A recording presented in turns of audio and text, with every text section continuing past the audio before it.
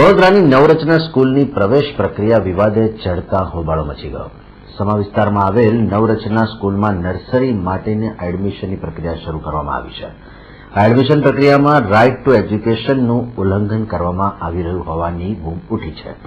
આજે પ્રવેશ પ્રક્રિયા ટાણે વાલી અને બાળકોના ઇન્ટરવ્યુને વિવાદ થતા હોબાળો મચી ગયો. એડમિશન પ્રક્રિયામાં વિવાદ થતા રાજકીય રંગ પણ ઉમેરાયો હતો.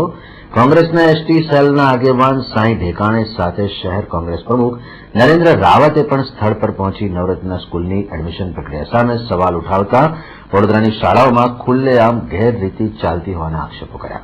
2009માં ભારતની કેન્દ્ર સરકારે રાઇટ ટુ એજ્યુકેશન એક્ટનો કાયદો પસાર કરેલો.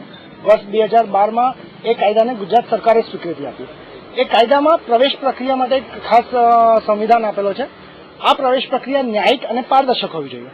ન્યાય પારદર્શકમાં પણ એમણે કીધેલું છે, ગુજરાત સરકારે એવું કહે છે કે જો એડમિશનની જે સીટો છે એના કરતાં તમારી પાસે ઓછી અરજી આવતી હોય તો તમે ફર્સ્ટ કમ ફર્સ્ટ સર્વ બેઝિસ પર આપો.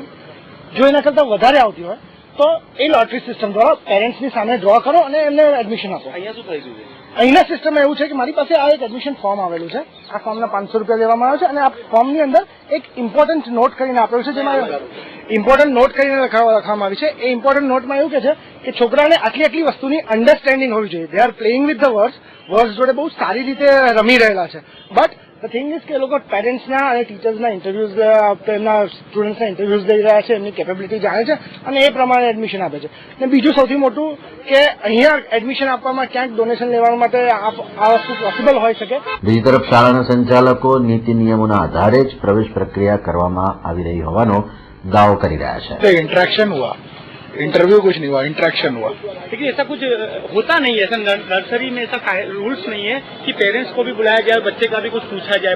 बच्चा अकेले कैसे आएगा? पेरेंट्स के साथ आएगा? नहीं, कुछ नहीं. प्रवेश प्रक्रियाના વિવાદમાં હોબાળો મચી જતા પોલીસ પણ પહોંચી ગઈ હતી. પોલીસે વાલીઓને શાંત કરી બંને પક્ષોને સાંભળ્યા બાદ યોગ્ય કાર્યવાહીની વાત કરી. પ્રિન્સિપાલ મેડમ સાથે વાત કરવામાં આવી અને એની અંદર એમણે જે કંઈક વાત કરી એ એમ કહે છે કે આ 50 વર્ષની જૂની સ્કૂલ છે. અમે અત્યાર સુધી કોઈ પણ દિવસ અલીગલી કામ કર્યું નથી અને વ્યવસ્થિત અમે અમારું જે એડમિશન પ્રક્રિયા છે એને અનુસરીને જ કામ કરીએ છીએ. એડમિશન પ્રક્રિયા અમારી એક તદ્દન ઓપન છે. એની અંદર કોઈ પણ જાતની ગેરરીતિ નથી કરતા અને કોઈ પણ જાતની કોઈ કમ્પ્લેન આજ દિન સુધી આવી નથી. તો પછી મીડિયાને કે અન્ય લોકોને અંદર કેમ ના જવા દીધા? એ એમનું કહેવાનું એટલું જ છે કે મીડિયા અમે શાંતિથી એક બે માણસ આવીને અંદર અમારી સાથે વાત કરી હોત અને બધું કમ્પ્લીટ જોઈ લીધું તો અમને એમનું કેવું એવું છે કે અહીંયા ગાડી ટ્રેસપાસ કરવાની કોશિશ કરતા હતા. ખેર, નવરચના સ્કૂલના વિવાદનો મામલો પોલીસ મથકે પહોંચ્યો હતો. સાંઈ ઢેકાણે સમા પોલીસ મથક ખાતે નવરચના સ્કૂલ સામે ફરિયાદ નોંધાવી છે.